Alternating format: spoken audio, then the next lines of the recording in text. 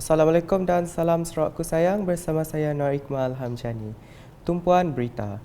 Sarawak hanya akan mengisytiharkan cuti khas sempena pilihan raya umum ke-15 PRU15 sekiranya keadaan terdesak. Premier Sarawak Datuk Patinggi Tan Sri Dr. Abang Abdul Rahman Zohari Tun Datuk Abang Openg berkata, banyak perkara perlu diambil kira dan beliau tahu kesan yang akan berlaku sekiranya Sarawak mewartakan cuti khas tersebut. Apa yang berlaku, ekonomi kita akan terjejas. Apabila kita gazette holiday, you have to pay double kepada workers you. Ini akan menaikkan ongkos dalam kita keadaan ekonomi tidak menentu. Saya fikir tidak wajar kita terpaksa timbang. Produktivitas akan down. Jadi kita ambil kira semualah. You have to do saving. Itu mereka lah. Bagi saya ambil dari sudut pertimbangan dari sudut ekonomi dan juga dari sudut employer kita. Kerana kalau ada yang harus kita declare yang terdesak, kita declare. Tapi saya ingat ini tidak terdesak. After all, you don't undi on the 80, you undi on the 90. Kan? Kerana saya tahu juga apa kesannya. Of course, people like to be holiday. Kan? I mean, orang Sarawak si lazy juga. Orang Sarawak si malas lah. Yang suka kerja. Kalau orang Sarawak suka kerja, biarlah kerja. Beliau berkata demikian dalam sidang media selepas merasmikan Majlis Pelancaran Sarawak Ku Sayang bahagian Sri Aman di dataran Pekan Lingga pada Sabtu.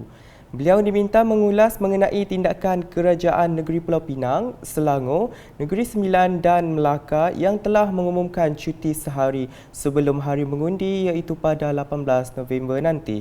Terdahulu, Datuk Patinggi Tan Sri Abang Zohari meluangkan masa menikmati juadah berkonsepkan kenduri kampung sambil beramah mesra bersama rakyat di kawasan itu.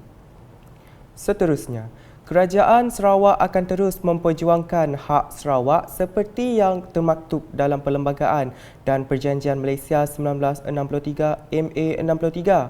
Premier Sarawak Datuk Patinggi Tan Sri Dr. Abang Abdul Rahman Zohari Tun Datuk Abang Openg berkata, perjuangan itu memerlukan suara yang kuat di Dewan Rakyat bagi menyelesaikan isu berbangkit mengenai perjanjian tersebut. Dan sebabnya pertandingan tu kita mesti menunjukkan perpaduan Sarawak yang jitu untuk memperjuangkan hak Sarawak. Kami Douglas, pimpinan dalam GPS, kami akan mempertahankan hak Sarawak sebagaimana yang termaktub dalam MA63 dan IGC. Beliau berkata demikian semasa merasmikan Majlis Penutupan Seminar Pemerkasaan Institusi Pentadbiran Peringkat Akar Umbi bahagian Betong di Dewan Sukan Dato' Amar Stephen Kalong Ningkan, Betong pada Sabtu. Mengimbas kembali kemenangan Sarawak melawan Petroleum Nasional Berhad Petronas. Berhubung hak cukai jualan bagi produk petroleum, Premier Sarawak yakin dengan keberanian dan perpaduan yang kukuh dapat merealisasikan usaha itu. Apabila saya melihat dia dalam perlembagaan, saya rujuk kepada Attorney General. Saya nanya, Datuk, Tok boleh tak diguna? Yes, it is in the Constitution. That is our constitutional right. Sebab ya saya laksanakan, saya cukai Petronas untuk membayar sales tax. Ini dia. 2018. Petronas kata kami si mayar. Kerana kami ada PDA. Saya kata PDA mesti bersama dengan undang-undang kita OMO, Oil Mining Ordinance 1958. Setidaknya si mau, okey you si mau, I ngebak you ke court. Kita berlawan dengan Petronas di mahkamah. Yang fikir kita takutkah? Tok cucuk rentap tu.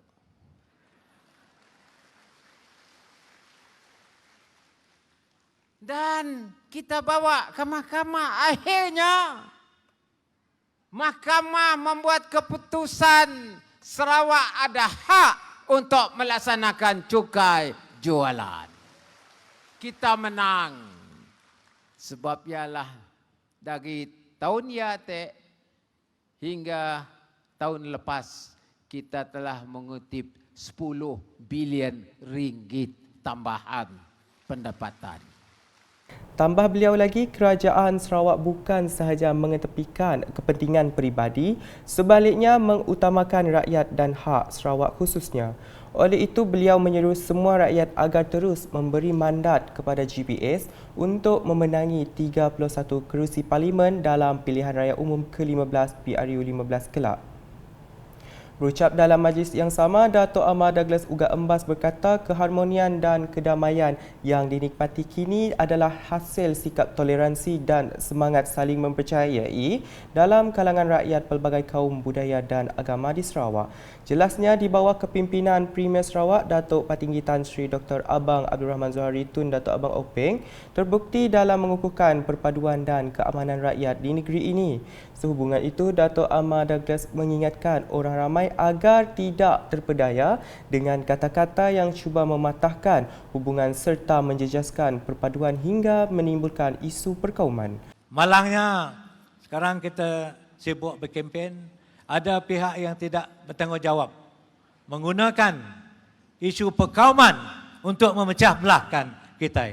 Kita mengutuk mereka ini sekeras-kerasnya. Si setuju kita dengan caranya. Takut kita carut, gaduh, belayak, susah. Susah kita hidup ke diri. Maka saya merayu semua, kita mesti berusaha sedaya upaya menentukan biji yang nak memecahkan belah kita itu terus tidak subur. Terus kita buang terus. Wai kita nak ke laut kin. Kata siap. Lepas laut bukan begitu Melayu. Buang kata siap din. Awak kenyau. Beliau berkata demikian ketika menghadiri majlis penutupan seminar pemerkasaan Institusi Pentadbiran Peringkat Akar Umbi Bahagian Betong di Dewan Sukan Tan Sri Dato' Amar Stephen Kalung Ningkan, Betong pada Sabtu. Kira-kira 3,000 orang penyokong GPS hadir ke majlis penutupan seminar pemerkasaan Institusi Pentadbiran Peringkat Akar Umbi Bahagian Betong.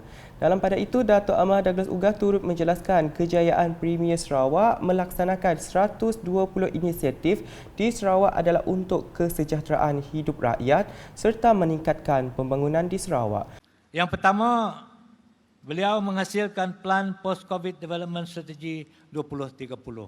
Dunia sudah diserang oleh COVID, maka Yang Berhormat mengeluarkan satu plan bagaimana rakyat kita dapat maju lepas post-COVID supaya kita terus bahagia. Kedua, berjaya menjaga hak Sarawak di bawah MA63 dan laporan IGC. Beliau telah berjaya menjaga Sarawak into Sarawak. Jadi ini satu kebanggaan kita di Sarawak ini. Mengulas lanjut, Dato' Amar Douglas menyeru kepada semua penyokong gabungan Parti Sarawak GPS bagi Parlimen Betong untuk terus menyokong parti itu demi kestabilan pentadbiran di Sarawak khususnya. Ke laporan berikutnya. Rakyat Sarawak perlu merebut peluang untuk menceburi industri franchise negara yang sedang berkembang pesat dengan sasaran nilai jualan RM22.66 bilion menjelang tahun 2025, kata Premier Sarawak Datuk Patinggi Tan Sri Dr. Abang Abdul Rahman Zohari Tun Datuk Abang Openg. Menurut beliau, kerajaan Sarawak sentiasa memberikan sokongan dan dorongan kepada pembangunan industri perusahaan kecil dan sederhana PKS. Katanya lagi, kini terdapat 11 syarikat franchise yang berasal dari Sarawak merangkumi pelbagai kategori seperti makanan dan minuman, kesihatan, kecantikan serta perkhidmatan. Saya tentu sekali berharap akan wujud lebih ramai dari Sarawak bersama-sama memeriahkan lagi industri franchise negara. Dan juga angka yang saya difahamkan ialah hampir 49,000 peluang pekerjaan telah diwujudkan pada tahun 2021 dan saya jangkakan lebih banyak lagi peluang pekerjaan yang dapat diwujudkan menerusi peningkatan bilangan syarikat franchise di dalam negara. Beliau berkata demikian semasa berucap pada perasmian siri ketiga Karnival Barangan Malaysia 2022 KBM 2022 di Pekarangan Kuching Waterfront pada Sabtu. Sebanyak 60 pempamer tempatan menyertai karnival itu yang bermula 11 hingga 13 November 2022 yang turut diadakan serentak dengan program jualan murah keluarga Malaysia. Dalam pada itu, beliau juga turut menggalakkan peniaga PKS di Sarawak supaya memanfaatkan teknologi digital bagi meluaskan pasaran mereka di dalam maupun di luar negara. Beralih ke berita seterusnya. Pengundi muda yang berusia 18 tahun ke atas dinasihatkan agar turun menunaikan tanggungjawab mereka semasa hari pengundian bagi pilihan raya umum ke-15 PRU15 pada 19 November kelak.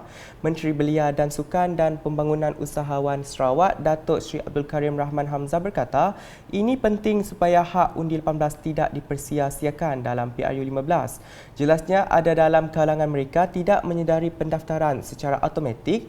Pengundi berusia 18 tahun ke atas telah diwartakan dan berkuatkuasa pada 15 Disember 2021. Beliau berkata demikian semasa majlis penutupan pertandingan Liga Futsal JKKK di Stadium Tertutup Kompleks Sukan Asajaya pada Sabtu. Hadir sama calon gabungan Parti Sarawak GPS, Parlimen Kota Semerahan Datuk Rubiah Wang, Pegawai Daerah Asajaya Rais Ahmad serta tetamu jemputan yang lain. Dalam pada itu, beliau yang juga ahli Dewan Undangan Negeri Adun Asajaya berkata aktiviti sukan berupaya bertindak sebagai satu instrumen penyatuan dalam kepelbagaian rakyat di negeri ini.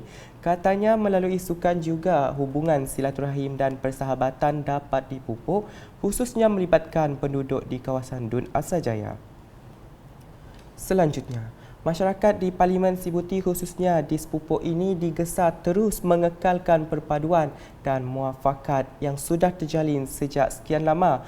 Menteri Pembangunan Wanita, Kanak-kanak dan Kesejahteraan Komuniti Sarawak, Datuk Seri Fatimah Abdullah berkata, ini penting untuk memastikan masyarakat di Sepupuk dan Parlimen di Sibuti terus dibela dan dibantu di bawah kerajaan gabungan Parti Sarawak GPS. Kalau ada perbezaan pendapat, tolak tepi dahulu ya. Tolak tepi, tolak tepi. Yang kita mahu ialah kita bersatu padu. Bulat air sebab pembentuk. Bulat manusia bukan sebab nasi. Bulat nasi sebab muafakat. Dan kita harus bermuafakat, bersatu padu. Sokong calon GPS kita ya, dan beri mandat yang besar kepada calon kita. Beliau berucap merasmikan penutupan program wanita penjana ekonomi dan penyerahan simbolik inisiatif Kerajaan Sarawak di Rumah Selan Skim Rancangan Sepupuk di sini pada Sabtu. Mengulas lanjut, Datuk Seri Fatimah menjelaskan di bawah Kerajaan Sarawak juga banyak inisiatif telah dilaksanakan sama ada untuk wanita, kanak-kanak dan warga emas. Semua inisiatif termasuk bantuan ibu bersalin, endowment fund, kenyalang gold card dan sebagainya adalah untuk kebajikan rakyat. Dalam majlis itu, beliau turut menyerahkan bantuan ibu bersalin dan endowment fund kepada 2 orang penerima dan juga geran tahunan khas IPAKK kepada 2 wakil penerima sebanyak RM5,000. Beralih laporan di Bintulu. Lebuhraya Pen Borneo di Seksyen Bintulu WPC 09 dijangka akan dapat digunakan sepenuhnya pada awal tahun 2023. Ahli Dewan Undangan Negeri Adun Tanjung Batu, Johnny Pang Leong Ming berkata, janji itu diberikan Ketua Unit Lebuhraya Pen Borneo ULPB, Jabatan Kerja Raya JKR Sarawak dalam tinjauannya di Lebuhraya Pen Borneo Bintulu, Tatau di Simpang Lapangan Terbang Bintulu pada Rabu. Sehingga kini jalan tersebut telah pun siap dalam 87%. Anyway, we hope we can enjoy this portion of rock beginning of next year. So we will drive to Tatau with a good rock, access rock. Dalam pada itu, Johnny Pang turut mengingatkan kontraktor agar menyelenggara dan mengemaskini pengurusan trafik di sepanjang laluan kerja-kerja pembinaan jalan tersebut demi keselamatan pengguna jalan raya. Sekian edisi Tengah Hari bersama saya Nur Iqmal Hamjani. Berita lebih lanjut boleh didapati di semua platform media sosial UKAS termasuk portal ukas.sarawak.gov.my dan UKAS channel di YouTube. #menyebar fakta, salam UKAS.